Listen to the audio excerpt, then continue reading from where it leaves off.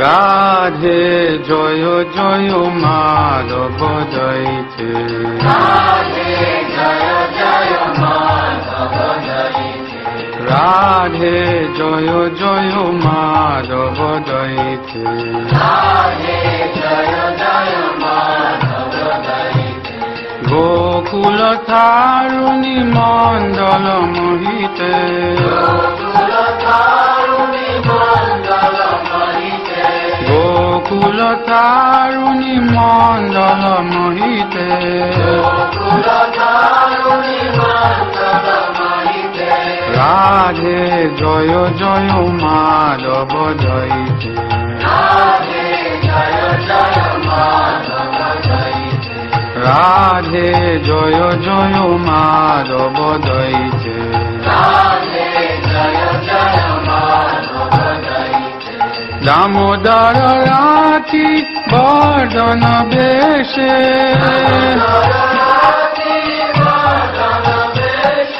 দামোদর রাতি বর্ধন বেশে।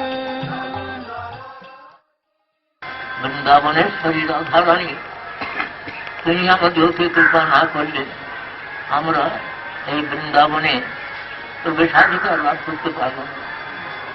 গোপীশ্বর সদাশিব তিনি রাধারানীর অনুগত হয়ে তিনি এখানে ক্ষেত্রপাল হয়েছেন, কিন্তু তিনিও কিন্তু রাধারানীর অনুগত। তিনি নিজে গোপীশ্বর হয়েছেন, গোপীশ্বর মহাদেব এখানে নিকটে আছেন। তার প্রণাম মন্ত্র আমরা বলি, জয় বৃন্দাবন বনিপতে, জয় সোম সোম মৌলি, সনন্দন সনাতন নারদেব্য, গোপীশ্বর ব্রজবিলাসী যুগাঙ্ঘ্রি পদ্মে, প্রতিং প্রজাচ্ছ নেতরম নিরুপাধিকাঙ্গমে, সত্যায়নী মহামায়ে মহাযোগিন্নদেশ্বরী, নন্দ গোপুতম দেবী প্রতিং মে কুরুতে। বৃন্দাবনের ঈশ্বরী রাধারণী, সেই রাধারণীর ক্ষেত্রপাল তিনি হলেন মহাদেব। আমার এই স্থানটা দর্শন করে বড়ই আনন্দে উদয় হয়েছে যে বৃন্দাদেবীর কুঞ্জর স্বরূপ, যেখানে তুলসী দেবী রয়েছেন। তুলসী কানন যত্র তত্র নারায়ণ হরি, যেখানে তুলসী কানন সেখানে ভগবান শ্রী কৃষ্ণ অবস্থান করছেন সেখানে।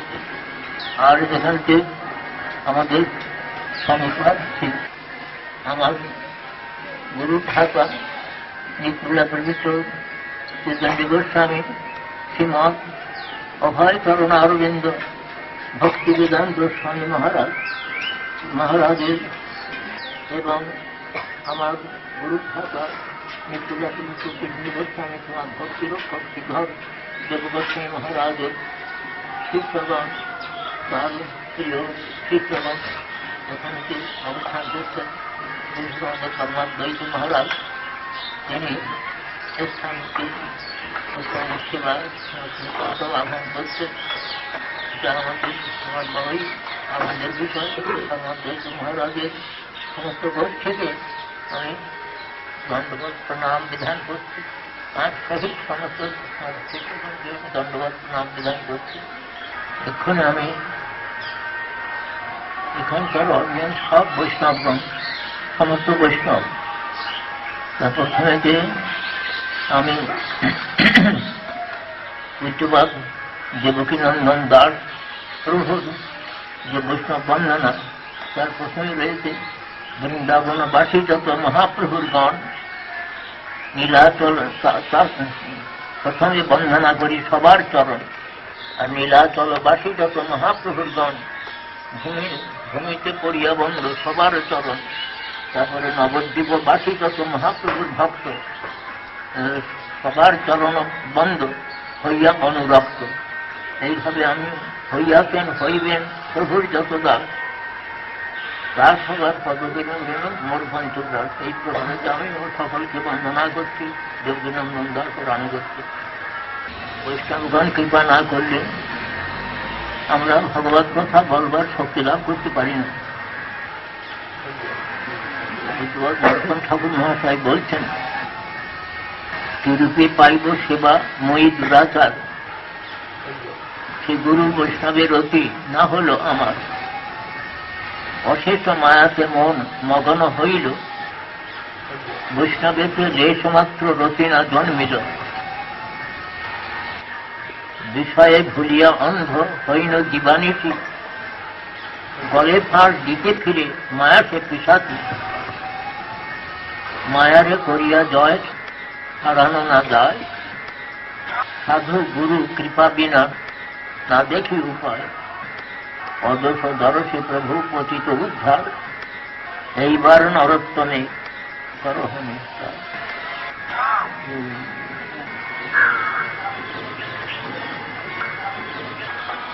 নরোত্তম ঠাকুর মহাশয় তার প্রার্থনার প্রথমেই, প্রার্থনা প্রেম ভক্তি চন্দ্রিকার প্রথমেই প্রার্থনা করছেন, গৌরাঙ্গ বলিতে হবে পুলক শরীর, হরি হরি বলিতে নয়নে ববে নীর।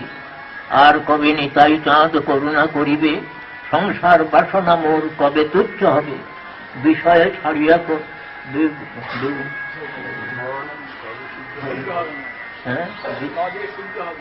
বিষয় ছাড়িয়া কবে শুদ্ধ হবে মন, কবে হাম হেরব সেই শ্রী বৃন্দাবন। রঘুনাথ পদে হইব আগতি, কবে হাম বুঝব সেই যুগল প্রীতি। রঘুনাথ পদে রঘুমর আট, প্রার্থনা করে সদা নরোত্তম দাস। তাঁর অনুগত্যে আমি ওই প্রকারে প্রার্থনা জানাচ্ছি। রঘুনাথের পদে আমাদের মতিগতি হোক। নিত্যানন্দ প্রভু কৃপা না করলে সংসার বাসনা দূরীভূত হয় না, বৃন্দাবনে আসবার অধিকার হয় না, বাসের অধিকার হয় না। নিত্যানন্দের কৃপা হলেই রাধা গোবিন্দের সেবা মেলে। কমল কবি চন্দ্র সুখী চলন, বিষয়ায় জগতে জোড়ায় হেরণী তাই বিনা ভাই রাধা কৃষ্ণ পাইতে নাই। দৃঢ় করি ধরণী চার পায়, এ সম্বন্ধ নাহিদার, বৃথা জন্ম গেল তার, সেই পশু বড় দুরাচার। নিতাই না বলিল মুখে মজিল সংসার সুখে, বিদ্যাকুলে কি করিবে তার। নিতায়ের করুণা হবে, ব্রজে রাধা কৃষ্ণ পাবে। ধরণী তার চরণ দুখানি, নিতাই চরণ সত্য, নিতাই সেবক নিত্য। নিতাই পদ সদা করো আস, রাধন নরোত্তম বড় দুঃখী। নিতাই মোরে করো সুখী, রাখো রাঙা চরণের পাশ। গেল ভরিত অহংকার মত্ত হইয়া নিতাই পদ পাশরিয়া, অসত্যের সত্য করি মানে। নিতায়ের করুণা হবে, ব্রজে রাধা কৃষ্ণ পাবে। ধরণী তার চরণ দুখানি। বৃন্দাবনে বাস করতে হলে আমাদের প্রার্থনা তো রয়েছে, বিশ্ব গৌরমণ্ডল ভূমি, যে বা জানে চিন্তামণি, তার হয় ব্রজভূমে বাস। সুতরাং বৃন্দাবনের সঙ্গে সঙ্গে গৌরমণ্ডলের আনুগত্য ব্যতীত আমরা বৃন্দাবনের বাসী যোগ্যতা লাভ করতে পারি না। এইটা আমাদের চিন্তনীয় বিষয় দরকার।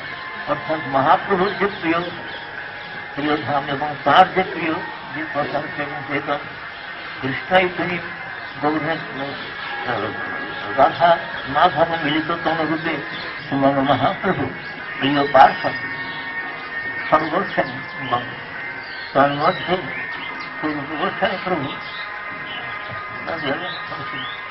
জানাচ্ছেন আমাদের যে বৃন্দাবনে এসে আমাদের কি কার্য করতে হবে। অনেকেই বৃন্দাবনে এসে জায়গা কিনবার জন্য ব্যস্ত, বৃন্দাবনে বাস করবার জন্য ব্যস্ত। এখানে রাবড়ি মালার সুবিধা আছে, সেই সুবিধা এবং অন্যান্য এখানে যে সুবিধা পাওয়া যায় সেই সমস্ত সুবিধা, জাগতিক সুবিধার জন্য ব্যস্ত। কিন্তু বৃন্দাবনে এসে নিত্যানন্দের কৃপা বৃন্দাবনে আসা যায় না। সেই বৃন্দাবনে এসে কোথায় আমরা অনুসন্ধান করবো? রঘুনাথের কথা, রঘুনাথের পাশবাদ অনুসন্ধান করবো। তা ছেড়ে যদি রাবড়ি মালাই খাওয়ার জন্য ব্যস্ত হই বা ওই রকম জাতীয় ইন্দ্রিয় সুখের জন্য যদি ব্যস্ত হই, তাহলে তো বৃন্দাবন বাস হয় না। এই জন্যেই মহাপ্রভু আমাদেরকে সতর্ক করছেন, মহাপ্রভু নিজেদের গণ সতর্ক করছেন। ছিল ভক্তি ঠাকুর তিনি বলছেন নাকি যে মায়াপুরে মায়াপুরের প্রসারিত হল গঙ্গা যমুনা সরস্বতী সঙ্গমস্থল। তার উপরেই আছেন বৃদ্ধ শিব ক্ষেত্রপাল। তার প্রণাম করতে যে ভক্তিনাথ ঠাকুর বলছেন, বৃদ্ধ শিব ক্ষেত্রপাল ভবন সদয়, তীর্ধাম আমার নেত্রে ভবন উদয়। কুলদেবী যোগমায়া মোরে কৃপা করি, আবরণ সম্মরিবে কবে বিশ্বদরী। এই যোগমায়া আবরণ স্বরূপ হলেন এই গুণময়ী ত্রিগুণময়ী মায়া।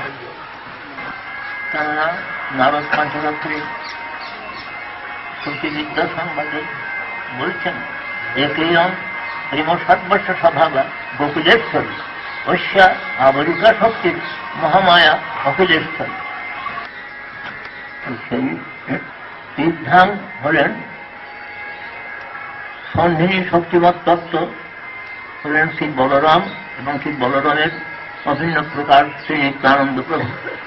সেই সন্ধিনী শক্তির পরিণামই হলেন শ্রীধাম। বলরাম হলেন কৃষ্ণের দ্বিতীয় বিগ্রহ স্বরূপ, বা নিত্যানন্দ প্রভু কৃষ্ণের গৌরসুন্দরের দ্বিতীয় বিগ্রহ স্বরূপ। তিনি হলেন সন্ধিনী শক্তিমত তত্ত্ব হলেন নিত্যানন্দ প্রভু বা বলদেব। সন্ধিনী শক্তির পরিণাম স্বরূপ হলেন শ্রীধাম।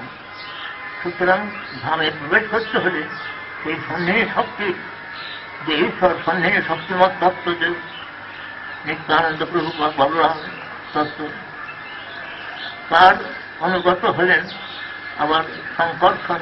সেই সমাজ ভাবতে বলা আছে, ভাগবতী প্রবৃত্তি নবাদ্ভুত নারী লইয়া সংকর্ষণ পূজে শিব অন্তর্মনা হইয়া। সংকর্ষণ শিবের উপাস্য বস্তু হচ্ছে। সংকর্ষণের কৃপা ব্যতীত আমরা সংকর্ষণও যে সেবক, শিবের কৃপা ব্যতীত আমরা ধামে প্রবেশাধিকার লাভ করতে পারি না। তাহলে ত্রিশূলের আঘাত পেতে হবে। ত্রিশূল হল সত্য রজতম ত্রিগুণ আমাদেরকে আক্রমণ করবে। এখানে আমাদের বড়ই আনন্দের কথা, পূজ্যপাদ পরমাদ্বৈতী মহারাজ তিনি একবারে ভবিষ্যৎ সদার শিবের পদ্মেই অবস্থান করছেন। আমিও শ্রী গোপীশ্বর মহাদেবের শ্রীপাদ পদ্মে প্রার্থনা জানাচ্ছি। তার নাম মন্ত্রী আমরা বলে থাকি, জয় বৃন্দাবনামণি পথে, জয় সুরম সোম মৌলে সনন্দন সনাতন আরোগ্য গোপীশ্বর ব্রজবিলাসী যুগাঙ্ঘ্রি পদ্মে কৃতিং প্রজাচ্ছনিতরণ নিরুপাধিকাঙ্গমে। অর্থাৎ জয় বৃন্দাবনের যে অবনী ক্ষেত্র, সেই ক্ষেত্রপতি হলেন মহাদেব গোপীশ্বর সদাশিব। জয় তার জয় দিচ্ছেন, জয় বৃন্দাবনাবনী পথে। জয় সৌম, তিনি উমার সহিত, বর্তমানে জনপদে সৌম বলা হচ্ছে, উমার সহিত সৌম। জয় সৌম মৌলে, সৌম এখানে হলেন চন্দ্র। শিবের ললাট হলেন চন্দ্র, সেই জন্য সৌম মৌলি। তার মৌলি দেশে চিরদেশে চন্দ্র রয়েছেন। জয় সৌম মৌলি। সনন্দন সনাতন নারদেজ্য, চতুর্থান স্থানক সনাতন সনন্দন সনাত কুমার। নারদাদির প্রপূজ্য হলেন শ্রী গোপীশ্বর শিব। ব্রজবিলাসী গঙ্গের পদ্মে, রাধা গোবিন্দ পাদ পদ্মে আমাদেরকে নিরুপাধিকার প্রতি প্রদান করো। রাধা গোবিন্দ পাদ পদ্মে নিরুপাধিকার প্রতি প্রদান করো। তার প্রতি প্রার্থনা নিয়ে তার তিনি কৃপা করে আমাদের ধামে প্রবেশ অধিকার দিলে আমরা ধামে প্রবেশ করতে পারি, রাধারণীর কৃপা লাভ করতে পারি। আমরা অধ্যকার বিষয় শ্রী ভাগবত, শ্রীমদ ভাগবত কথা কিভাবে আমাদেরকে উপদেশ করছেন সেটি প্রথমেই শ্রবণ মধ্যে শ্রী ভাগবত শ্রবণকে সর্বপ্রধান বলা হয়েছে। মহারাজের উক্তিতে আমরা যে শ্রবণং কীর্তনং বিষ্ণু স্মরণং পাদ সেবনং অর্চনং বন্দনং দর্শন সক্ষমাত্ম নিবেদনং এতে পুংসার্থিতা বিষ্ণু ভক্তিশ্চেন নবলক্ষণম ক্রিয়ত ভগবত তদ্ভাষণ মন্যে ধীতবুত্তমম। প্রভাতের উচ্চতে আমরা নবধার ভক্তির কথাটা পাই। এই নবধার ভক্তির মধ্যে প্রথমে হলেন শ্রবণ। যে শ্রবণের মধ্যে শ্রীমদ্ ভাগবত শ্রবণকেই প্রধান বলা হয়েছে। শ্রীমদ্ ভাগবত কিভাবে তিনি আবির্ভূত হলেন তার প্রথম কথা তাদের বলছেন। শ্রীমদ্ ভাগবতের প্রথমেই 3টি মঙ্গলাচরণ শ্লোক রয়েছে। একটি হল নমস্কার, প্রথমে নমস্কার, পরে বস্তু নির্দেশ, তারপরে হল তৃতীয় শ্লোক হল আশীর্বাদ। নমস্কার শ্লোকে সেই কর্মপরাত্পর তত্ত্ব, পরম সত্য, তিনি স্বতঃসিদ্ধ জ্ঞানময় যে নিরস্ত কুহক পরম সত্যের কথা বলেছেন এবং তার ধ্যানের কথা বলছেন। তাকে নমস্কার, নমস্কার ওর মধ্যে ধ্যানের মধ্যে নমস্কার কথা জড়িয়েছে। তাকে নমস্কার করে বস্তু নির্দেশ করছেন। বস্তু নির্দেশ করে বলছেন ধর্ম পরিচিত কৈকবস্ত্র পরম নির্মৎসরানাংশতা বেদং বাস্তবমাত্র বস্তু শিবদং তাপত্রান্মূলনম শ্রীমদ্ ভাগবতে মহামুনিকৃতে কিংবা পরৈরেশ্বর সত্যভূতি অবলম্ব পৃথিবী সূত্রভূমি তৎক্ষণাৎ। তৃতীয় মঙ্গলাচরণ বলছেন নিগম কল্পতর গলিতং ফলং সুকুমুখাদমৃত দ্রবসংযুতং শিবত ভাগবতং রসমালয়ং মুহুরহো রসিকা ভুবি ভাবুকা। রক্ষিত কৈতব কর্মধর্ম এই শ্রীমদ্ ভাগবতে নিরূপিত হয়েছে। রক্ষিত কৈতব প্রকৃষ্টরূপে উচ্ছিত হইয়াছে, তিরস্কৃত হইয়াছে। কৈতব অর্থাৎ কপটতা যাহা হইতে শিল কবিরাজ গোস্বামী প্রভু এর অর্থে বলছেন অজ্ঞান কৈতবটা কি? অজ্ঞান তমের নাম কহিয়ে কৈতব, তম হল অন্ধার, অজ্ঞান অন্ধকার নাম হল কৈতব, কপটতা। অজ্ঞান তমের নাম কহিয়ে কৈতব, ধর্ম অর্থ কামবাঞ্ছা আদি এই সব। তার মধ্যে মুখ্য বাঞ্ছা কৈতব প্রধান, যাহা হইতে কৃষ্ণ ভক্তি হয় অন্তর্ধান।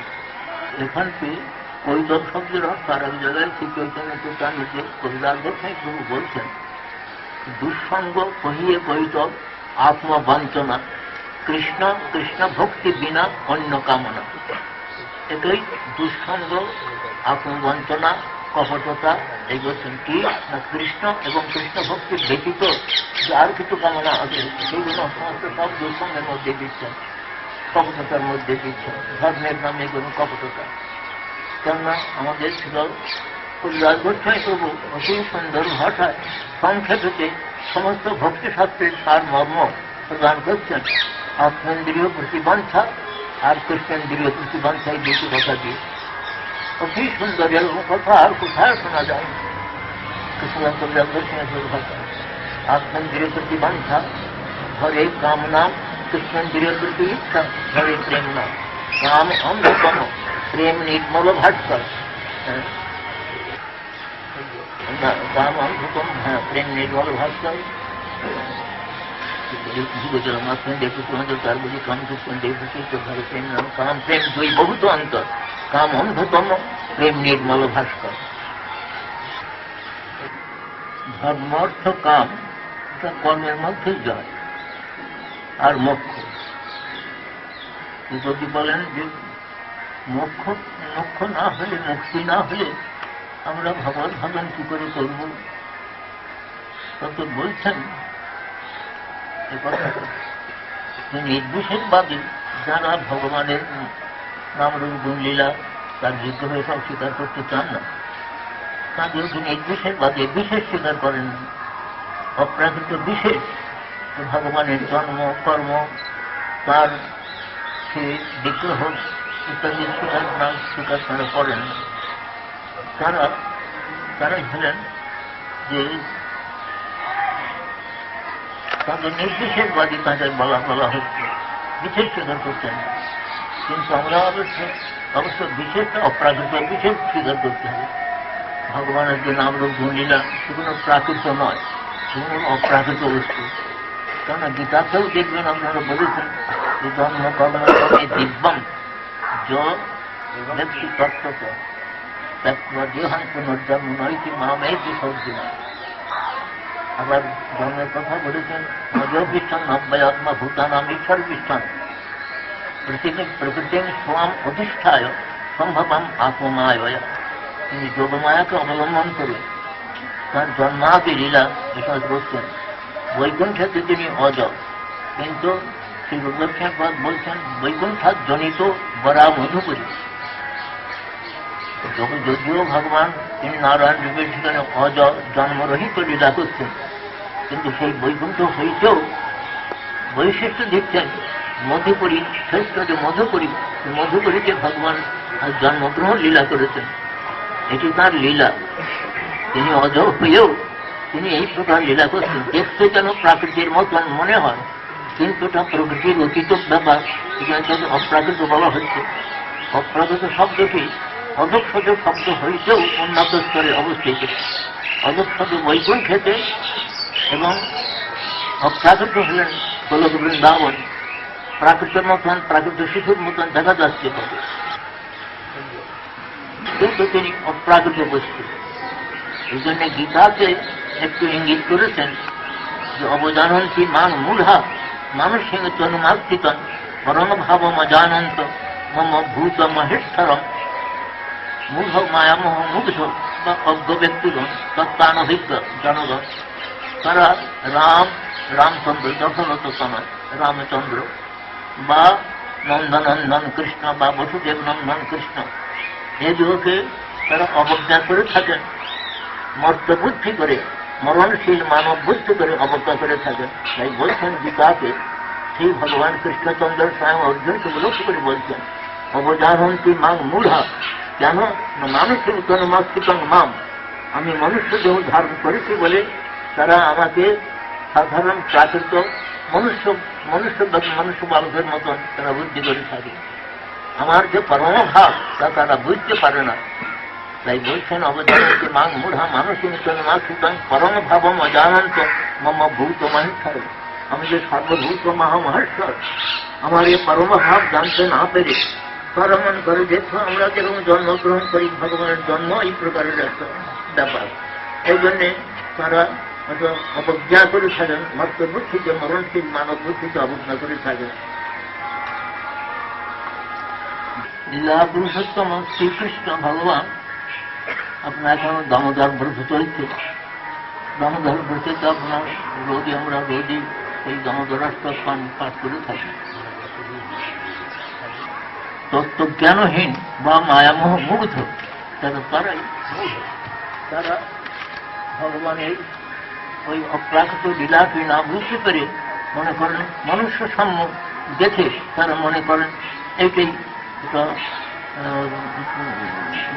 মর্ত মানবের ন্যায় তাই বলছেন যে অবদানিত অবজ্ঞান করবন্তি তারা মর্ত বুদ্ধি করে মরণশীল মানব বুদ্ধি করে তারা অবজ্ঞা করে থাকেন অবজানন্তি মাং আমাকে অবজ্ঞা করে থাকেন অবজানন্তি মাং মূঢ়া মানুষের মতন মাতৃতন মানুষের মতন মাতৃতন মাং মূঢ়া অবজানন্তি মনুষ্য দেহ আমি ধারণ করি বলে মনুষ্য দেহ কেন বলেছেন যে কৃষ্ণের যত খেলা সর্বোত্তম নরলীলা নরবপু তাহার স্বরূপ গোপবেশ বেণু কর নবকিশোর নটবর নরলীলার হয় অনুরূপ এই লীলার যে মাধুর্য না বুঝতে পেরে তারা এ সমস্ত উক্তি করে থাকেন অবজ্ঞা করেন এই জন্যে সেই কথাটাই বলা হয়েছে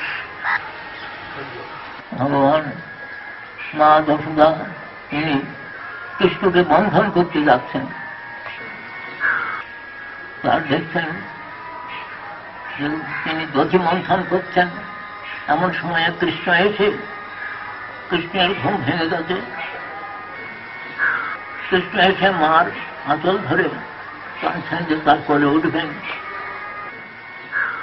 উঠে দুগ্ধ পান করবেন মা বলছেন আর একটু থাম একটু থাম আমি করিনি এটা তারপর তোর করবো যেমন তা শুনলেন না তখন দণ্ড চেপে ধরলেন মা হাসতে হাসতে বললে আচ্ছা আজ কোলে আয় বলে তাকে যা দুধ খাওয়া পক্ষের দুগ্ধ তাকে খাওয়াচ্ছেন। এমন সময়তে উনুনে ছিল দুধ, সেই দুধটা জাল পেয়ে উতলে উঠেছে। মা যশোদা তাই দেখে তাড়াতাড়ি তাকে তলু থেকে নামিয়ে তাড়াতাড়ি দুধটা সামলাতে গেলেন। ঠাকুরের হয়ে গেল লাল, আমার থেকে তোমার দুধ বড়। মা যশোদাকে নিজের জন্য খাচ্ছেন, তার জন্য গোপালের জন্য করছেন, লীলা করছেন গোপাল এই প্রকারতে। মাকে তো নিয়ে ছেলেগুলোর যত যত হলো দাবি হলো মাকে নিয়ে, মাকে জব্দ করবে। জব্দ মা যদি ফাঁকে করেছেন কি করে জব্দ করবেন না, দধি ভাণ্ডের কাছে দেখছেন একটা মতো এরকম ইয়ে আছে, পাথর খণ্ড, একটা পাথর খণ্ড রয়েছে ঈশ্বর। সেইকে দেখে বললেন যে আমি যদি এমনি মারি তাহলে তো শব্দ হবে, মা এসে আমাকে মারবে। আর তা তিনি করলেন কি, উপর থেকে সেইটা এরকম করে জোর করে ফেলে দিলেন। সে দধিমন্থন ভাণ্ডের তলাটা ফেঁকে গেল। ফেঁকে গেলে সমস্ত দধি কোনো সব পড়ে গেল। তাতে রাত গেল না, ঘুরে যাবেন। মা যেখানে ননি রেখেছে তার জন্য, মা নিজের খাবার জন্য তো রাখেন নাই, তারই জন্য রেখেছেন। আর ওই দুষ্ট ছেলে তো চুরি করে নিজে খাওয়ার অভিনয় করে, বাঁদর দিয়ে খাওয়ায়, এই জন্য উপরে একটা শিখে তুলে রেখেছেন। উনি সেখানে একটা ভগবানকে সেখানে করলেন, দিয়ে দেখেন যে থাকে উদুফল উপর করা আছে। উদুফল এমনি করে থাকলে তাকে এসে বসে বাড়তে পারে, এই জন্য উদুফল উপর করা আছে। সেই উপর করা উদুফলের উপরে উঠে তিনি শিকারকে দেখছেন, উনি নিজে খাওয়ার অভিনয় করছেন। আর সঙ্গে সঙ্গে তার বাঁধের বন্ধু সব চারদিকে এসে উপস্থিত হয়েছে। তাদের যে উনি ছড়াচ্ছে না, তারা চেঁচমি করে খাচ্ছে, তাদের বড় আনন্দ হচ্ছে। এর মধ্যে মা যশোদা এই দুধটা সামলে এসে দেখেন যে সেখানে ভার তো ভেঙে গেছে, চারদিকে একেবারে তো দধি সমুদ্রে হয়েছে। তখন কোথায় গেল সে দুষ্টু ছেলেটা, কোথায় গেল? তার যে চরণ দেখতেন ভজপাত্রাম কুঠো সমস্ত চিহ্ন থেকে বুঝতে পারলেন যে আমার ছেলের চরণ চিহ্ন। কোথায় দেখি কোথায় গেল, দেখছেন যে ছুটছুইকের উপরে উঠে, যে উদুফলের উপরে উঠে ননি বাচ্চার বাঁদরদের খাওয়াচ্ছে, দাঁড়াতে মজা দেখাচ্ছে। এই বলে একটা গরু চড়ানো যে পাঁচন বাড়ি, সেটা নিয়ে পেছনে করে বলছেন চোরের নাম তো সর্বদা চারিদিকে তাকিয়ে থাকে। তো তোর চূড়ামণি তিনি দেখছেন যে মা আসছে আমাকে মারবে, তখন সেখানে লাভ দিয়ে পড়ে ছুটে যাচ্ছেন। তখন মা ছুটতে গেলেন, ছুটে গিয়ে কিন্তু চূড়ামণি দেখলেন যে মা তো কষ্ট, বুড়ো মানুষ পারবে না, তো তার কষ্ট হবে। সেই জন্যে তিনি মাকে ধরা দিলেন। এই ধরা দিলে তিনি তাকে শাসন করতে পেলেন, বাড়ি নিয়ে মারতে যাচ্ছেন এর ভয়ে। তখন মা, তুমি আর নেবো না, আমি তোমার এই দধি মন্থন ভাণ্ড দিয়ে তুমি বানর বন্ধ হয়েছ, দধি মন্থন আমার দধি মন্থন ভাণ্ডটা ভেঙে দিলি কেন তুই? মা তোমাকে আবার অনেক ভাণ্ড এনে দেবো। তারপরে তোর ছেলে বড় ভয় পাচ্ছে দেখে মা মনে করলেন এই বৃন্দাবনেতে কত রকম হিংস্র জন্তু আছে, কোন দিন গহন মনের মধ্যে চলে যাবে, তার তো বড় নিশ্চয় হবে। আমার ছেলে ভয় পাচ্ছে না, এই পাঁচন বাড়িটা ফেলে দিই, লাঠিটা ফেলে দিয়ে তোমার তোকে বেঁধে রাখবো। আর কি করে বাঁধবে না, উদুফলের সঙ্গে দড়ি দিয়ে বাঁধবে। উদুফলের সঙ্গে দড়ি দিয়ে বাঁধতে যাচ্ছে। এক আঙুল নয়, 4 আঙুল নয়, 3 আঙুল নয়, 2 আঙুল, প্রত্যেকবার 2 আঙুল হচ্ছে।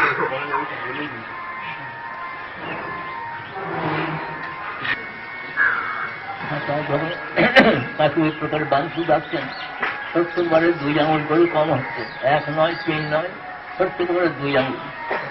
এর ছিল চক্রবর্তী ঠাকুর তার টিকাতে, সারা প্রদর্শনী টিকাতে লিখছেন সেই 2 আঙুলকে কি।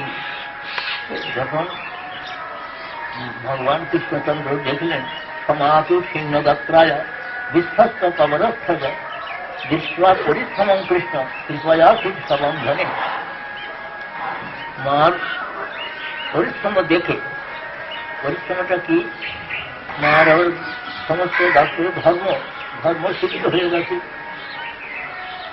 সমস্ত দায়িত্ব ধাম করেছে, খোঁপাগুলো খুলে গেছে। এদেশের মায়েরা তারা খোঁপাতে ফুল গুঁজে রাখেন, ফুলের মালা, মালতী ফুলের মালা জড়িয়ে রাখেন, মা এরকম করে ভর্তি করছেন, তার খোঁপা খুলে গেছে, তার সমস্ত খোঁপার ফুলগুলো পড়ে গেছে, মালা পড়ে গেছে, মা বারবার বাঁধতে যাচ্ছেন। তারপর বিবেচনে মহিলারা এসে বললেন যে সত্যি যত যে বিরম্যতা, কিন্তু ওকে কেন বাঁধতে যাচ্ছে, বিধাতা পুরুষ একটা প্রবাদ আছে, জন্মের পর রাতে সে বিধাতা এসে ছেলে পেলে কপালে কি থাকে না থাকে কপালে দিকে দেয়, এটা প্রবাদ। তখন তারা বলছেন, দেখ যত যে তোর ছেলের কপালে বিধাতা বন্ধন দেখেন না, কিন্তু তুমি বাঁধতে যাচ্ছিস কেন? তখন মা যখন হাঁটতে হাঁটতে বলতে পেটের অবধকে একবার দেখে নেবে, আমার বাড়ির যত দড়ি আছে সব দড়ি দিয়ে লাগাবো, তবে তোদের বাড়ি দড়ি নিয়ে আসবো, সব হাটের কথা বলছেন। তারপরে সে তাকে বলছেন, মা তো শূন্য ডাক্তার আছে দেখছেন, মা খাদমাত্র পরিবার হয়েছেন, পরিবারা হয়েছেন, তার কপাল ফুলকে পড়ে গেছে, পরিশ্রম কৃষ্ণ কৃপা কৃষ্ণ বন্ধন, মায়ের পরিশ্রম দেখে কৃষ্ণ বন্ধন স্বীকার করলেন। এর একটা পিতাকে আমাদের শিক্ষণীয় বিষয়টা দিচ্ছেন এই যে এই যে দুইটি আঙুল হলো কি, একটি হল ভক্তস্থ ভজনস্থ শান্তি, তব দর্শনস্থা কৃষ্ণ কৃপা, একটু ব্যবধান কৃষ্ণ বদ্ধ হবে, কৃষ্ণকে মানতে হলে এই দুটি আঙুল পূর্ণ করার দরকার, পূরণ করার দরকার। কি? একটি হল ভক্তের ভজনজনিতা শান্তি পরিশ্রম। মহাপ্রভু বলছেন, বা মহাপ্রভু নিজ ভক্ত বা আমাদের গুরুদেব বলছেন, আমার প্রভুপদ বলছেন 1 লক্ষ নাম করতে হবে। মহাপ্রভুকে 1 লক্ষ নাম করার কথা বলেছেন। আমি যদি শেষ ক্ষমতা পরিশ্রমতা স্বীকার না করি, এইটা হল যে ভক্তস্থ ভজনস্থ শান্তি পরিশ্রম, তো ভজনের পরিশ্রম যদি ভক্ত স্বীকার না করে, আর অতিথি কৃষ্ণকে ওই শান্তিটা দেখে ভক্তের ভজনজনিতা শান্তি, ভজনজনিত শ্রম, এটা দেখে কৃষ্ণের কৃপা হয়। এই দুটি একসঙ্গে না মিললে কৃষ্ণকে বাঁধা যায় না, কৃষ্ণকে তার প্রেমে বন্ধন করা যায় না, প্রেমরজ্জু দ্বারা বন্ধন করা যায় না। ভগবানের লীলাতে বিভিন্ন শিক্ষা রয়েছে। লীলা পুরুষোত্তম কৃষ্ণ নানা প্রকার লীলা করে আমাদেরকে শিক্ষা প্রদান করেন, শিক্ষা পরিপূর্ণ। এই সমস্ত শিক্ষা ভগবান লীলা পুরুষোত্তম, তিনি সর্বতন্ত্রের শতাংশ, সরাট পুরুষোত্তম তিনি যার ইচ্ছা থেকে অসম্ভবকে তিনি সম্ভব করে দিতে পারেন। সুতরাং তার পক্ষে যে লীলা করা হয়ে গেল, এটা মানুষের মতন হলো, দেখে তার মনুষ্য বুদ্ধি করতে হবে, এটা থেকে কোনো বিদ্য ব্যক্তির পরিচয় নয়। ভগবান এই প্রকারে লীলা করে তিনি নিজে আনন্দ আস্বাদন করেন, তার ভক্তকে আনন্দ করেন। কেননা দেখতে পাই যে ভাবিনীর দ্বারা, ভাবিনী করায় কৃষ্ণের রস আস্বাদন, আর ভাবিনীর দ্বারা কৃষ্ণ ভক্তকে করান পোষণ। ঠিক হল না এরকমের চতুর্থ অধ্যায়তে ভাবিনীলা চতুর্থ অধ্যায়ে দেখবেন, ভাবিনী করায় কৃষ্ণের রস আস্বাদন, আর ভাবিনীর দ্বারা কৃষ্ণ ভক্তগণকে পোষণ করেন, পালন করেন, কুশিদ ধরিল প্রেম দিয়া কৃষ্ণ। সুতরাং এতে কিছু মত্ত লীলা, মানুষের লীলা মতো দেখা যাচ্ছে বটে, কিন্তু এটা ভগবানের এইরকম সমস্ত লীলা খুব শিক্ষাপ্রদ সমস্ত কথা। ভগবান বিভিন্ন ভাবে লীলা করেন।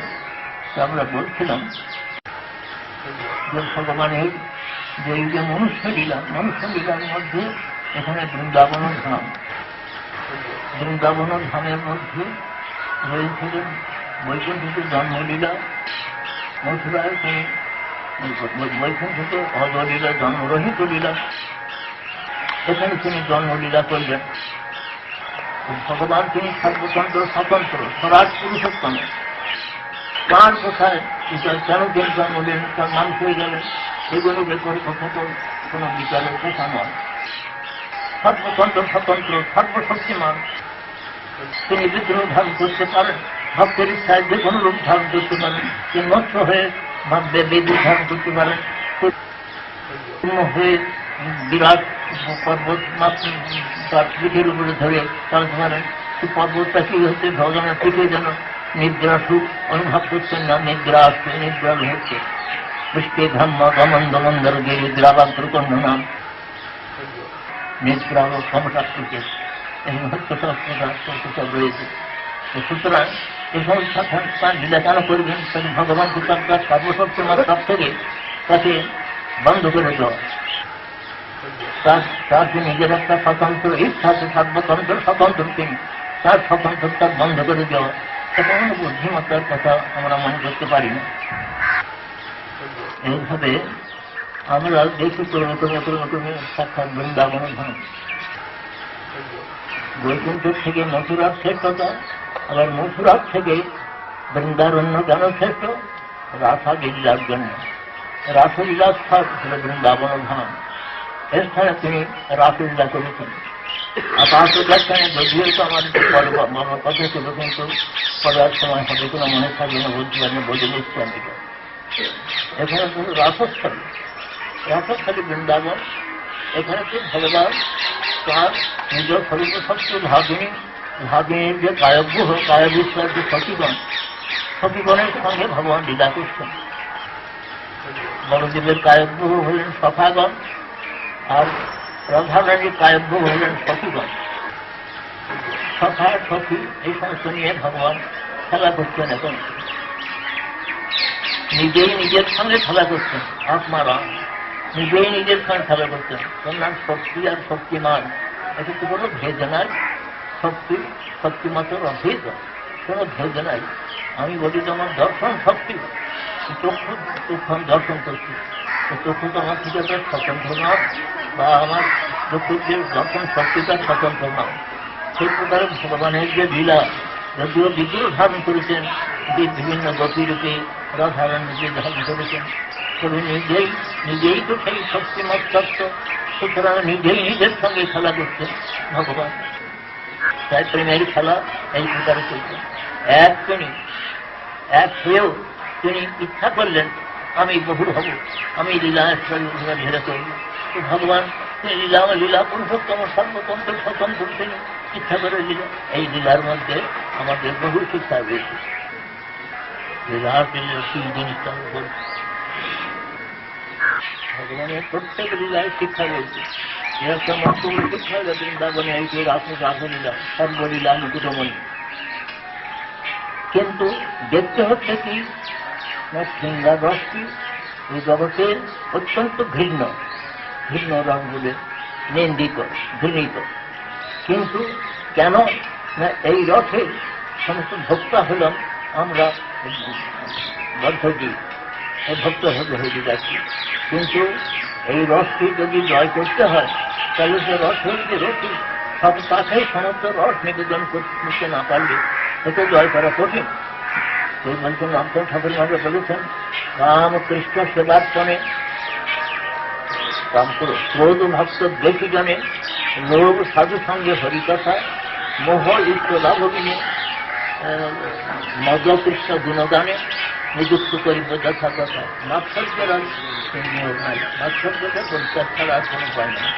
মাৎসর্যের পরস্তি কাতরতা, এটা দিতে হবে। যে কাম কৃষ্ণ সেবার্পণে যদি না দেওয়া যায়, মহাশক্তি, যাকে গীতাকে বলেছেন মহাসন মহাপাত্মা বিদ্যা নামিয়া বৈরী নয়।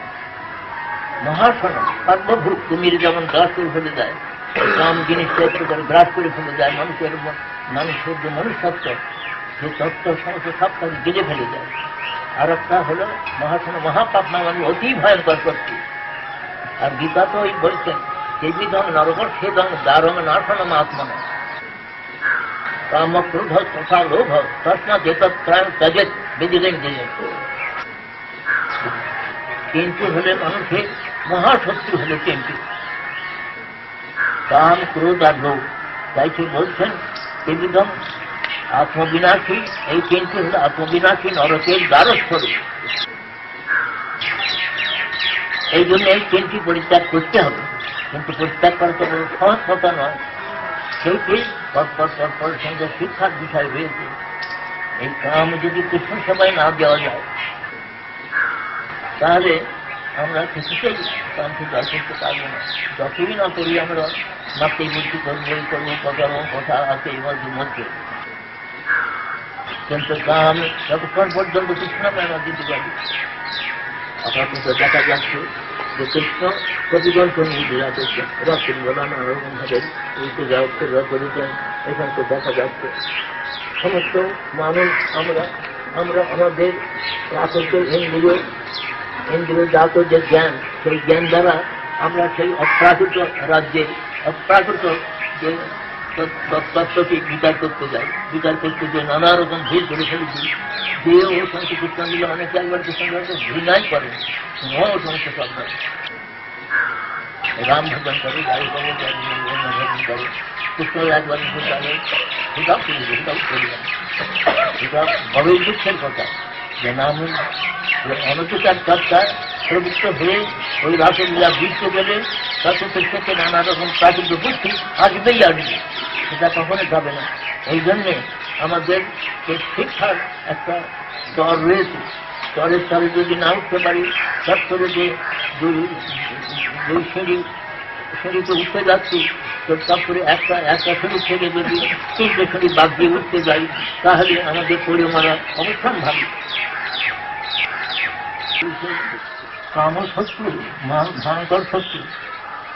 আমাদের পছন্দের সঙ্গে দৃষ্টান্ত দিয়েছেন, দেখে সকলে ইয়ে হয়, ওইরকম করে পছন্দের মতন প্রিয় মারে। এবং পাঁচটা ইয়ে দিয়েছেন, পছন্দ সুগন্ধ মাতঙ্গ ইত্যাদি। আমাদের এই ক্ষেত্রে ভয়ানক ক্ষেত্রে আমাদের নিজের থেকে জ্ঞান, নিজের ইন্দ্রিয়দের জ্ঞান দ্বারা দেখতে গেলে মনে হয় শ্রীকৃষ্ণ তিনি এরকম করে সমস্ত সঙ্গে করলে হয়তো আমরাও করে থাকি ওরকম ভাবে। সুতরাং আমাদের মতন ওরকম একটা ধরুন কৃষ্ণ যেটা কিছুই নয় এত মনে করেন। কিন্তু কত বড় লীলার যে গাম্ভীর্য, লীলার যে কত বড় রহস্য, শিক্ষা রহস্য, তা মানুষ না বুঝতে পেরে চারটে পারে। তার না ওই যে অনধিকার চর্চা করতে যায় বুঝতে পারবো না, তার আগের তার কথাগুলো বুঝতে পারবো না। আদৌ শ্রদ্ধা, তত সাধু সঙ্গ, অত ভজন ক্রিয়া, তত নর্থ নিবৃত্তি, অর্থাৎ অনর্থ নিবৃত্তি হলে নিষ্ঠা ভক্তি, রুচি ভক্তি, আসক্তি ভক্তি, তারপরে ভাব, তারপরে প্রেম। এতগুলোর পরে হলো প্রেম ভক্তি। সেই প্রেম ভক্তি না আসা পর্যন্ত ভাবভক্তির, যখন ভাবভক্তিটা চন্দ্রনত্ম হয়, অতি গভীরতার ধার্মিকার প্রধারও হয়, তখন হলে প্রেম। এই সমস্ত না যেতে পারে তারপরে একটা না থেকে বৃক্ষ করি, টানাটানি ফল ধরি, দুষ্ট ফল করি যে অর্জন, এই প্রকার অবস্থা হয়। আমরা দেখছি মধুর রসেতে আমরা জানি সমস্ত রসের সমাহার, সমস্ত রস মধুর রসে রয়েছে। মধুর রসের যে নৃত্যগুলি রয়েছে, রাসের যে নৃত্য, সেই নৃত্যটা তো বড় ড্যান্সিং নয়। যেমন বিলাতে বা বড় ড্যান্সিং এর কথা আছে, বড় ড্যান্সিং নয়। সেটি হল যখন বিষয় এবং আশ্রয় তত্ত্ব, বিষয়ের আশ্রয়ের প্রতি এবং আশ্রয়ের বিষয়ের প্রতি যখন অত্যন্ত অনুরাগ আসে, সেই সময়তে ওই রকম যে নৃত্য করবার একটা, সেই ইংলিশে যেমন আপনার বললেন এক্সটাসি হলে ওই রকম ভাবে নৃত্য আসে। কিন্তু সেটা আমরা না ব্যক্ত করি, সেটা যে উন্নত ক্লাসের উপরের ক্লাসের বস্তুগুলো যদি আমি এখন ইয়ে করতে যাই, তাহলে আমার পক্ষে সেটা একটা হাস্যাস্পদ হবে এবং ওটা অত্যন্ত কুপথে আমাকে নিয়ে যাবে। সেই জন্যে আমাদের ওই সমস্ত সব কবিরাজ গোস্বামী প্রভু যে প্রেমলাভের যে ক্রম দিয়েছেন, সেই ক্রমটি সম্মতভাবে অনুসরণ করতে হবে। এই ক্রমের মধ্যে মালা দিয়েছেন, মালা দিয়ে আমার কি করবে, আগে এখন মঞ্জুরি ভজন করা যায়, নামে যে মহাপ্রভু যে এত শক্তি দিয়েছেন, সেই নাম গ্রহণ করবার জন্য যে এত সমস্ত মহাপ্রভুর সমস্ত ভাষণের মধ্যে সমস্ত শিক্ষার্থকের যে 8 শ্লোক বলেছেন তার মধ্যে, এবং মহাপ্রভু যে সমস্ত আচার বিচার করেছেন সমস্ত কত সাবধান হয়ে করেছেন। যদি কোনো রসের কথা আলোচনা করতে হয় মহাপ্রভু করেছেন অতি তার গম্ভীরায় নিভৃত প্রকটে স্বরূপ দামোদর রায় রামানন্দের সঙ্গে রাসলীলায় এবং প্রকাশ্য সভায় যে রাসলীলা করতে বসেন নাই। অনেক সময় যে রাধাকুণ্ডে যে বলছেন যে রাধাকুণ্ড, এখানে কোনো রঙ না, এখানে রাধাকুণ্ড রাধাকুণ্ড রাধারানীর যে কুণ্ড রাধারানীর অভিন্ন। কিন্তু আমার বিচারটা কি করে হচ্ছে, সেখানে রাধারানী যিনি ভক্ত উন্নত রসের, তিনি রাধারানীকে সর্বত্রই করতে দেখতেন। আমি দেখতেছি কর্মচক্রে দেখার জন্য প্রপঞ্চের সময়। সুতরাং আমাকে সর্বতভাবে নামাশ্রয় গ্রহণ না করলে, নামের কৃপা ব্যতীত আমি ওই কামসত্ত্বর হাত থেকে কখনো উত্তীর্ণ হয়ে আমি ওই কামকে কৃষ্ণ কাম, অপ্রাকৃত কাম আমি দর্শন করতে পারবো না। কৃষ্ণের ভোগকে আমি ইন্ধন যোগাতে পারবো না। সুতরাং খুব সাবধানে চলতে হবে। আমার নামের প্রতি কোন রকম চলছে, যাতে আমাদের কোন রকম বিতৃষ্ণ না হয়। ভগবান নাম গ্রহণ করেছেন, নামকে এটা শুধু নামকে আমাদের সৃষ্টি করে না, ভগবানই নাম দিয়েছেন, আর নামের সর্বশক্তি আয়ত্ত করে দিয়েছেন, যাতে আমরা ওই কামরূপ শত্রুর হাত থেকে, কাম প্রবৃত্তি শত্রুর হাত থেকে নিষ্কৃত লাভ করতে পারি। এই জন্য বলেছেন ইহা হইতে সর্বসিদ্ধি হইবে সবার। তা না করে, নামের প্রতি নিষ্ঠা না করে একবার মন্দির ভজন চালাও, একই সমস্ত অনধিকার চর্চা কখনো যে হতে পারে না। কামের প্রতি একটা কাম দমন করবার হতে পারে না নামের কৃপা না হলে। রাসলীলা যদি সকলের সমানযোগ্য এবং কীর্তনযোগ্য হতো, তাহলে মহাপ্রভুর আদর্শকে সেই সমস্ত সব দেখা যেত। কিন্তু মহাপ্রভু এই চণ্ডীদাস, বিদ্যাপতি, রায়ের নাটকগীতি, কর্ণামৃত, শ্রীগীত গোবিন্দ, মহাপ্রভু রাত্রি ঝিনে স্বরূপ রামানন্দ শনে কি নাচে গায় পরম আনন্দ, এই 5খানি রসগ্রন্থ করতেন। দশম স্কন্ধের যে রাসলীলা, সর্বলীলা, মুকুটমণিতে লীলা, সেই লীলাটি সর্বসাধারণে প্রকাশ, সর্বসাধারণে পাঠ করার পর এই কথাটা দেখা যায় না। মহাপ্রভুর লীলাকে দেখা যায় না। সর্বত্র তিনি নামের মহিমা কীর্তন করেছেন। কিন্তু তার শিক্ষাপদের মধ্যে আমরা দেখতে পাই নয়নম গলদস্যু ধারয়া ভজনম ভগবয়া গিরা লোকই নিকেতন প্রভু তদা তব নাম গ্রহণে ভবিষ্যতি। এটার অনুবাদ ছিল ভক্তিসাগর লিখছেন যে অপরাধ ফলে মম চিত্ত ভেল বজ্রসম, তোমার নামে নালাভে বিকার হতাশ হইয়ে ভরি, তব নাম উচ্চ করি। বড় দুঃখে ডাকি বারবার, দীন দয়াময় করুণা নিধান, ভাববিন্দু যাই রাখো পরাণ। কবে তব নাম উচ্চারণে মোর, নয়নে ধরব দর দর রোর। গদ গদ স্বর কণ্ঠে উপজব, সেদ কম্প অস্তু। যাই হোক এইরকম ভাবে যে সমস্ত ভাবে সাবিয়ে লিখেছেন। যখন ভাবের অঙ্কুরোদ্গম হবে, তখন 9টা লক্ষণের কথা ভক্তি প্রসাদ সিন্ধুতে আপনারা দেখবেন। ভাগবতে বিশেষভাবে আমাদের আলোচ্য বিষয় হল ভাগবত উপায়। উপায় হল কি, যখন ব্যাসদেব দেখলেন যে সত্য যুগে তপস, শৌচ, দয়া, সত্য এই 4টি ধর্ম পরিপূর্ণরূপে আছে, সেই সময়তে ধ্যানের দ্বারা ভগবানের আরাধনা হতো। তপস্যা, শৌচ, অন্তঃশৌচ, বহিঃশৌচ, দয়াগুণ এবং সত্যনিষ্ঠা, এই 4টি ধর্ম পরিপূর্ণ ছিল। তখন ধ্যানের দ্বারা, সত্যযুগে ধ্যানের দ্বারা ভগবানের আরাধনা হতো। তারপরে এক পা তপস্যা কমে যাবে, শৌচ, দয়া, সত্য থাকবে। যুগে রামচন্দ্রের যে অবতার কাল, তখন যজ্ঞের দ্বারা ভগবানের আরাধনা হতে লাগবে। তারপরে সেই যজ্ঞকে আবার লাগবে সেরকম দেখুন যজ্ঞতে 4 জন প্রধান ব্যক্তি, হোতা, অধ্যক্ষ, উদ্গাতা, ব্রহ্মা। তাদের আবার 3 জন করে করে অ্যাসিস্ট্যান্ট। একটা যজ্ঞতে ওই 12 জন, 12 আর 16 আর যজমান আর তার পত্নী, এই 18 জন একটা যজ্ঞের দরকার। আর সদস্যগণ তারা সকলে সব যজ্ঞ পর্যবেক্ষণ করেন, কোথায় কোন উচ্চারণের ত্রুটি হয়ে যাচ্ছে বা উদাত্ত অনুদাত্ত শরীর, এই 3 সুর বেঁধে সুর হিসাবে উচ্চারণ হয় সংস্কৃত শ্লোক, কিন্তু উচ্চারণ হয়ে আবার অর্থভেদ হয়ে যায়। সেই জন্যে সমস্ত সরকার দিকে সদস্যগণ তারা পর্যবেক্ষণ করেন যজ্ঞের কোথায় কোনো ত্রুটি হচ্ছে কিনা। ব্রহ্মার ওই কার্য সমস্ত যজ্ঞের ত্রুটি অনুসন্ধান, ত্রুটি তত্ত্বাবধান করা। হ্যাঁ, তবে বলছিলাম যে সত্য হল 4টি গুণ, কোথায় 3টি গুণ আছে কমে যায়, তখন যজ্ঞের দ্বারা ভগবানের আরাধনা হয়। তারপরে যে 2টি গুণ কমে যায়, তপস্যল্প কমে যায়, দয়া সত্যের দ্বারা ভগবানের আরাধনা হতে থাকে, তখন অর্চনের দ্বারা ভগবানের আরাধনা হয়। কলিতে দেখুন 3টি গুণ কমে যাচ্ছে, তপস্যল্প, দয়া কমে যাচ্ছে, এক সত্য নিষ্ঠা মাত্র আছে। সেই সত্য নানা প্রকারে আক্রান্ত হচ্ছে। পরিচিত তার প্রধান দৃষ্টান্ত, সত্য পথে বিসর্গী ধর্ম দণ্ডায়মান, সেখানে ধরিত্রী দেবী তিনি গাভীর ধারণ করে তার কাছে দুঃখ জ্ঞাপন করতেন।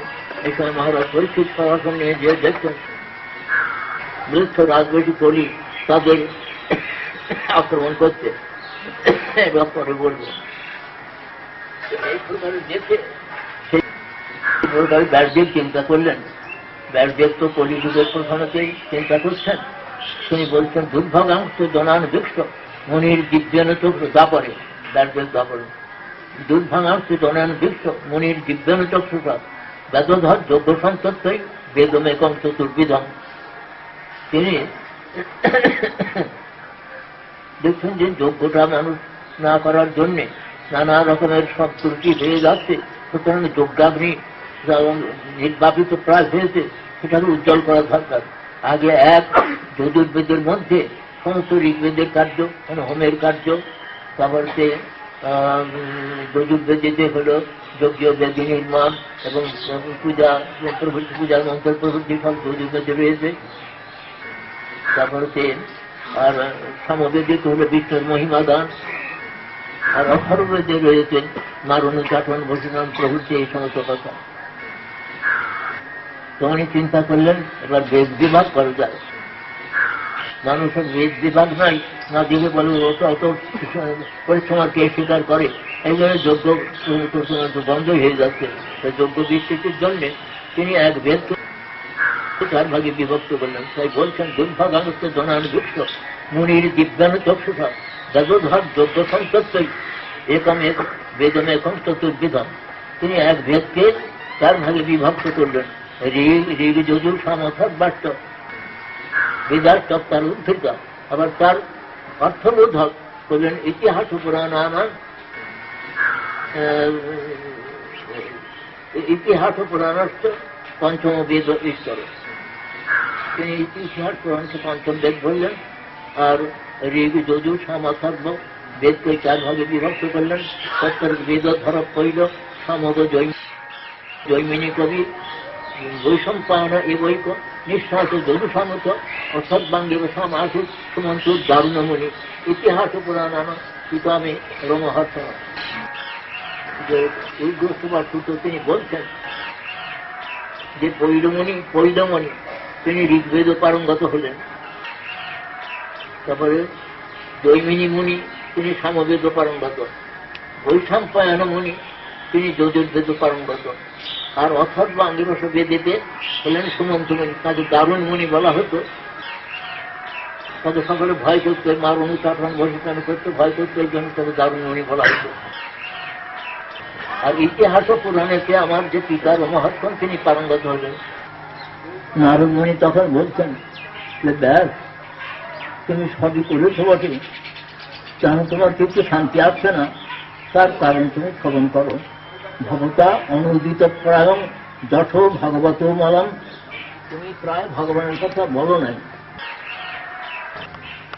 এত বড় কথা বলে বলছিলেন বর্ষের সামনে নারমণি ভগবত অনুদিত যঠ ভগবত মলম।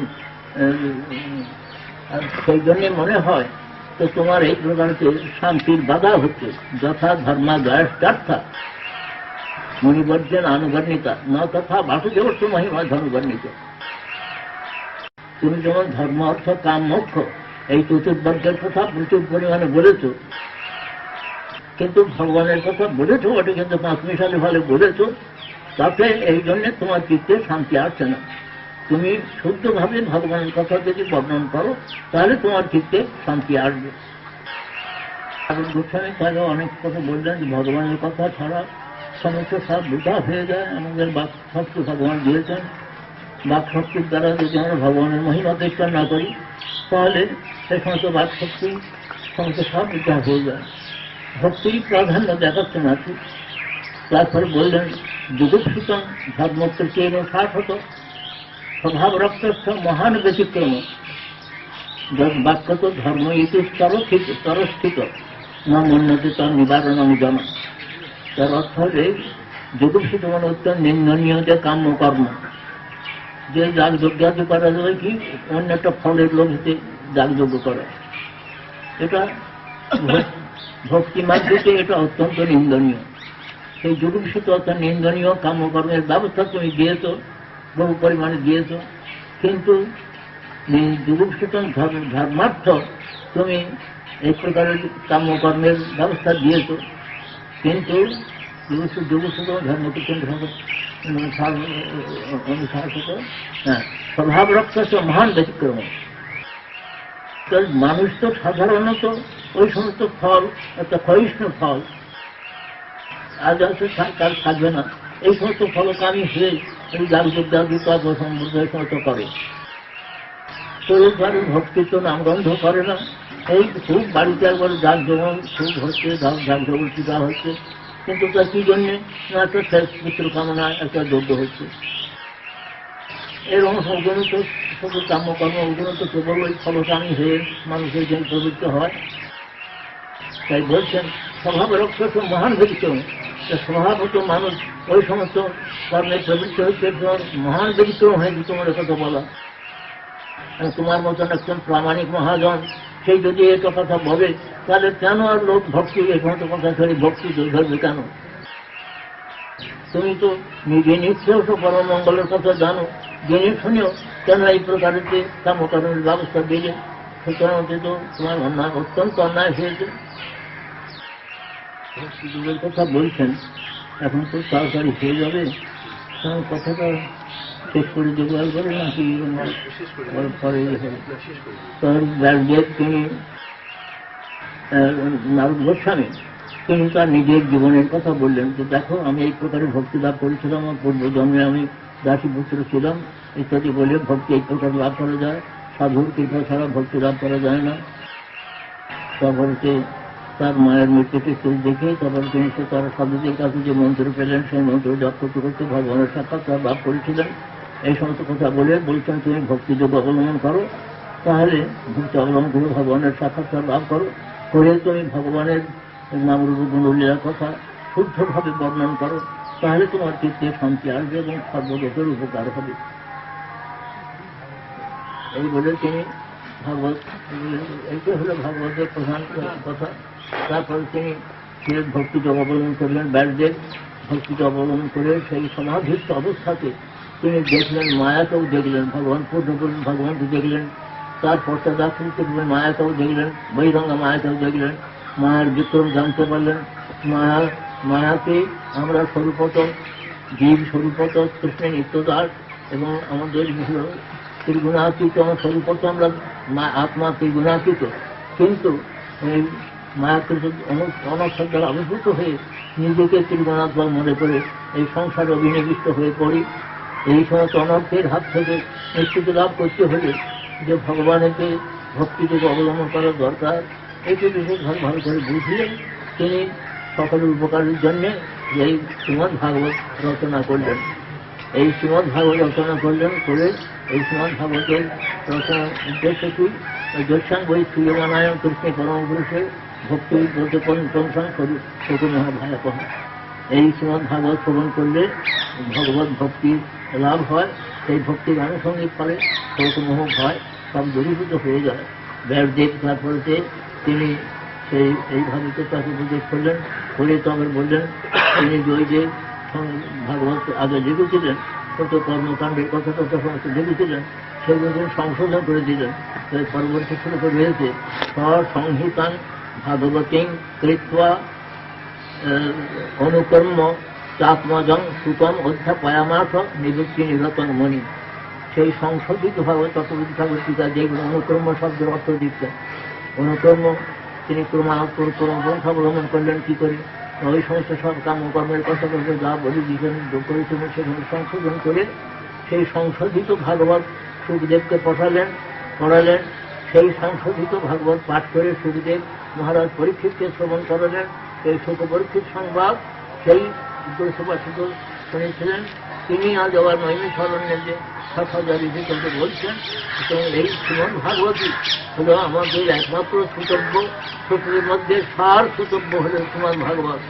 সমস্ত বেদ বেদান্ত ইতিহাস পুরাণ পঞ্চরত্ন যাবতীয় শাস্ত্র আছে, সমস্ত শাস্ত্রের সার মর্ম গ্রন্থ হল শ্রীমদ্ ভাগবত। শ্রীমদ্ ভাগবত শ্রবণ না করলে আমরা কখনো শুদ্ধ ভক্তি সিদ্ধান্ত মধ্যে প্রবেশ করতে পারি না।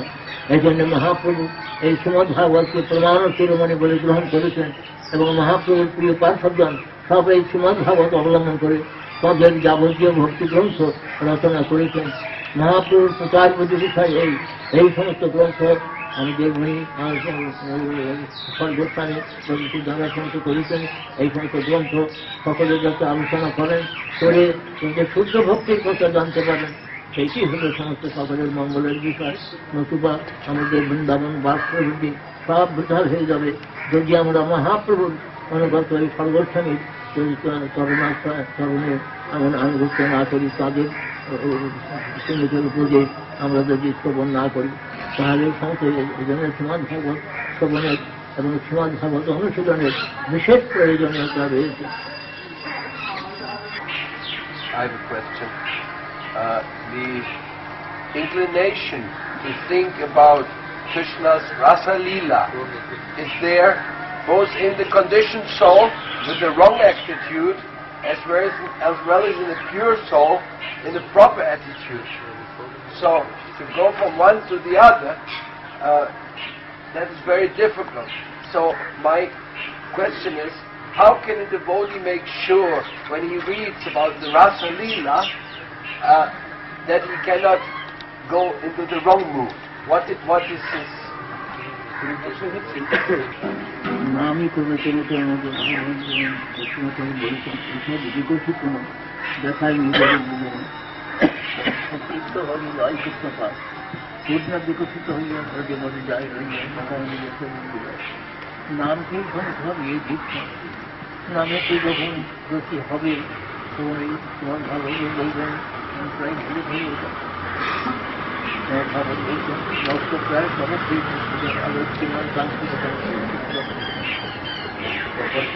নষ্ট প্রায় সবই যেহেতু নিত্যম ভাগবতকে বলে ভগবতের সমস্ত রকম ভক্তি ভগবতের নৈষ্ঠিক আর নৈষ্ঠিক ভক্তি হল বলছেন ভক্তের সঙ্গে থেকে দিকে নৈষ্ঠিক ভক্তি হল অবিক্ষেপেন সাতত্ব চিত্ত বিক্ষেপ রহিত যে নৈরাশ্চর্য, সেইটি বলছেন নৈষ্ঠিক ভক্তি।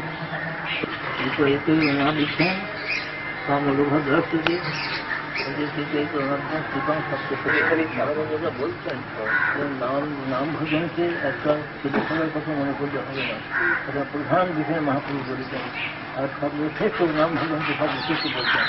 ভজনের মধ্যে শ্রেষ্ঠ নবযুগ ভক্তি, কৃষ্ণ প্রেম, কৃষ্ণ চিতের ধরে মহাশক্তি, তার মধ্যে সর্বশ্রেষ্ঠ নাম সংকীর্তন, কিন্তু নিরবরোধ নাম রইল পায় প্রেমধন। So with this, Maharaj would like to end this dissertation. Hare Krishna. Jayam Vishnupad. Hari Raja Pichaya Sitar Shadrasi Simad Bhakti Prabodh Puri Maharaj Ki Jai! Guru Maharaj Ki Jai!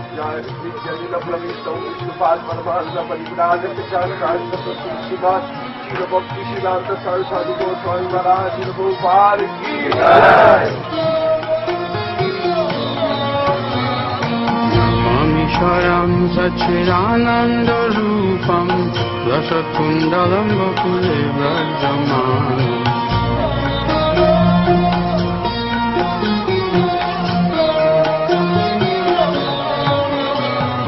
Yashodabiyolukhaladavamanam Paramishwamadhyanta Tojucharam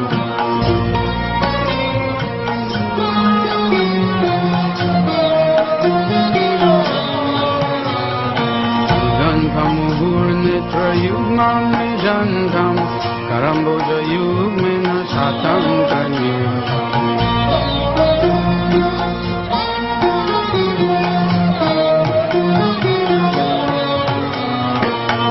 Sashakam bhati kantha kantha Stitagraiva damodaram bhakti bharam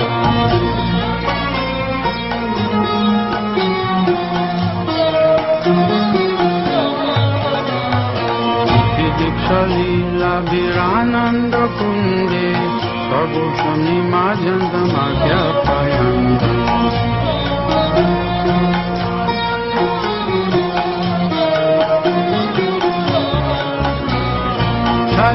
Shithāgeshu bhaktan vitatam Guna prematastam tatavritimam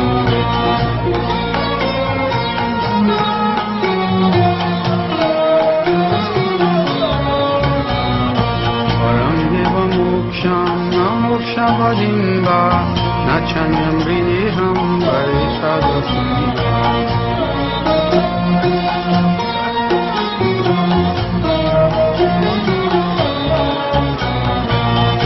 Devapurnato Gopala Balam Saramimana Shabirastam Devam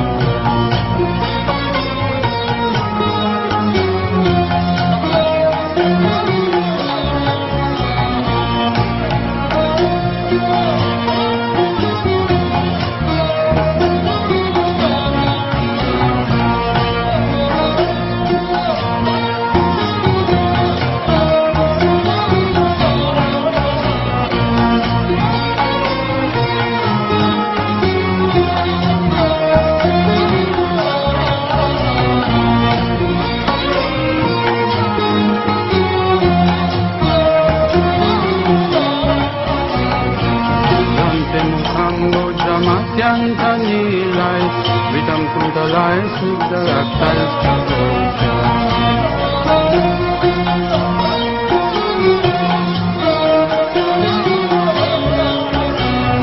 Nubus Chumritam Bimbarakpadarami, Manastavirasam Alam Vataram.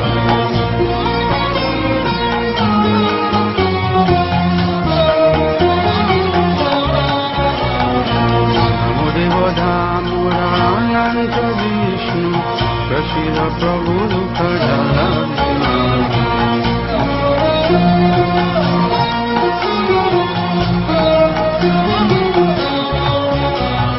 Vipavishti Vrisyati Dinam Vatanu Vihanishamamadhyam Tejati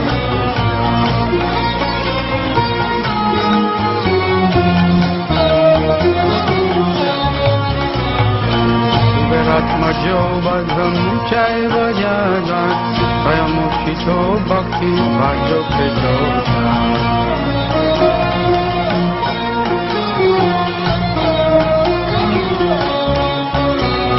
Tatha Prema Bhaktim Swakame Priyacha Namokshe Graho Miti Damodare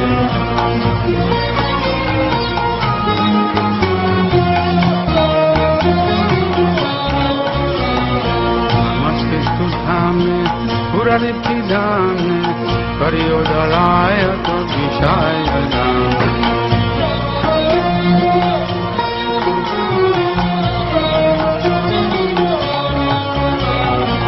Namo Radhikaya Kariya Priyaya Namo Nanta Leelaya Devaya